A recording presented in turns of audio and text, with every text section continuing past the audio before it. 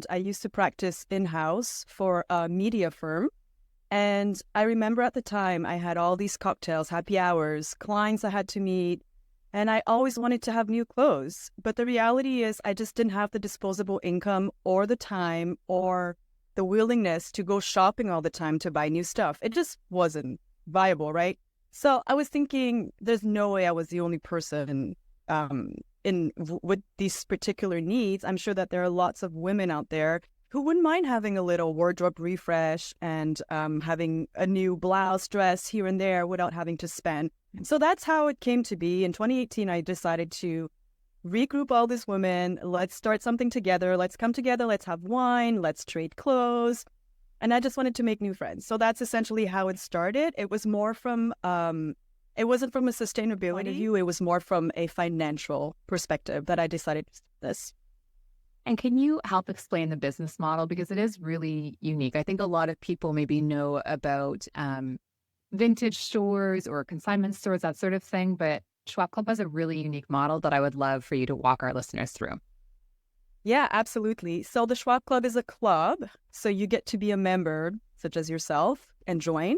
It's kind of like, think of it as a gym or your yoga studio. So essentially, you either pay for a membership for the whole year, or you can just pay $22 every single time you come, drop in for one session of clothing exchange. So you come during our opening hours, you bring clothes that you no longer wear, that you've washed, that you've checked for imperfections, that are of season, that are still trendy.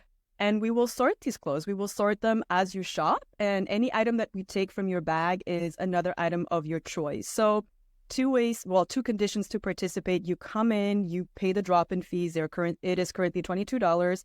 And you do need to bring clothes to exchange. Now, a lot of people come and they're like, what if I don't have clothes to exchange? Can I just buy stuff? Unfortunately not, because it's not a thrift store. It is a clothing exchange club. So you do need to have clothes. And as part of these conversations you're having online with your community, have you seen, because you were mentioning it's, it's kind of like almost a happy accident that Shwap Club has such an incredible environmental impact. Have you seen that there's starting to be a bit more of a narrative around maybe conscious consumerism? Like I'm seeing that more and more a little bit on TikTok and Instagram, that sort of thing. Are you seeing that more people are starting to talk about kind of the impact of the fashion industry and how we can make more responsible choices? Well, absolutely. But at the same time, is it just the algorithm that's feeding me that stuff? Am I like in this bubble? I can tell you that I started doing clothing exchanges in 2000 and 2000, what was it? 2008. It was a long time ago. And at the time, people thought I was crazy, right? People thought that it's such a weird thing to do. Why would you care for secondhand stuff? There was no buzz around vintage stuff and secondhand stuff. So I got into that because my mom was an antique dealer before retiring. I grew up with secondhand stuff all like everywhere in my house. That was her business. And I didn't feel weird about wearing secondhand clothes. And I actually like the idea that something that belonged to you is now in my wardrobe, and it comes with a story. It comes with happy memories, not so happy memories. It wasn't just something that I don't know. It didn't feel cheap. It felt rich somehow. And that's just that I had. And I had so much fun exploring and trying new stuff and meeting people. And I don't know if you've noticed, but people who exchange stuff are generally just nice people. Usually, not all the time, but most people who want to take part in these activities are generally just nice people.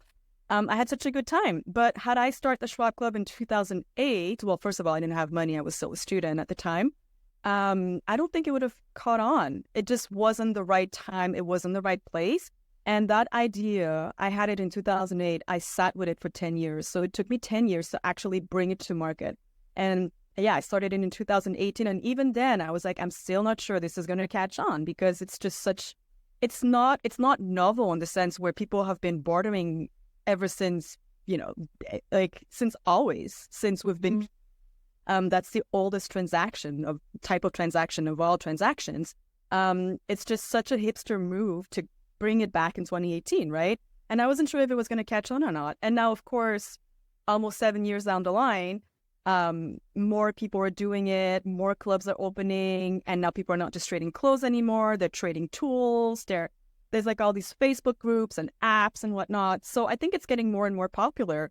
So I definitely see more of that movement of, is it called underconsumption? Is it called being thrifty? Is it called vintage shopping? Like whatever, all the names are out there. And yeah, it's definitely gaining a lot of traction now in 2024.